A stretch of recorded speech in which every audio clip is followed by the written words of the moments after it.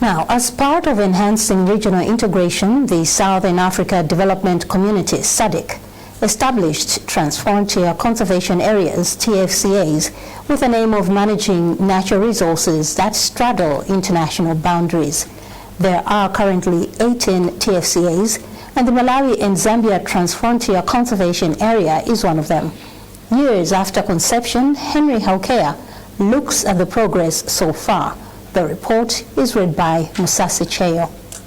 SADC member states realized that natural resources like lakes, forests, or animals do not know national borders. They also realized that some challenges in management of these resources were similar. For example, poaching was and still is a regional problem, with poachers hunting in all natural reserves across the region.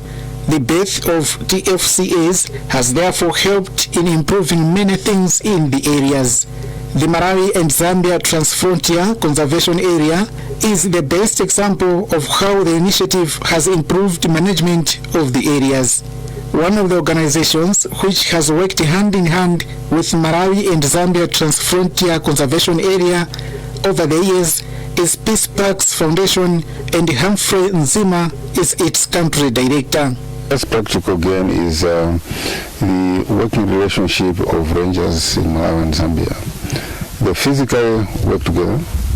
They also exchange information. They do joint training exercises. So I think at that level, where it matters most, in my view, things are working well.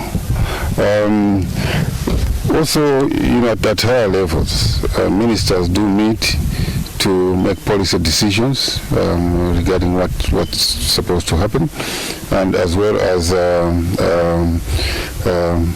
officials of various sectors, not just the Department of Parks, but all relevant sectors, including tourism, immigration, customs, veterinary, all those relevant sectors. So they're in constant contact. The Minister of Tourism, Michael Osi, says the agreement continues to enhance the fight against poaching. Poachers from Zambia do come to Malawi, and Malawi poachers do go to Zambia. So if there's no agreement, it's going to be very difficult for the Zambian counterparts to apprehend the Malawians, and then vice versa.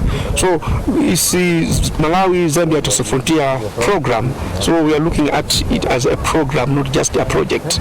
So working together, we are really making sure that we preserve and conserve what we need to conserve. However, Nzima says there are still bottlenecks in the realization of the full potential benefits of the TFCA arrangement. He says despite the agreement, the Malawi-Zambia border requirements affect tourism and security issues. I think there are certain issues that need to be resolved first, and standard operating procedures put in place. So for instance, to give you an example, we want tourists from South Luangwa, for example, in Zambia, to be able to fly directly to Nyika and then move throughout the TFCA with immigration services right there, customs right there. So they clear immigration, customs, and they are free to move throughout the TFCA. The Malawi-Zambia Transfrontier Conservation Area Treaty was signed in 2015 and covers over 31,500 square kilometers of national parks, wildlife reserves, forest reserves, game management areas, and communal lands. It covers Nyika National Park, Vwaza Marsh Wildlife Reserve, and Zambia's North Luangwa National Park, Lundazi Forest Reserve, Mitengi Forest Reserve, Mikuti Forest Reserve, and the Musalangu Game Management Area.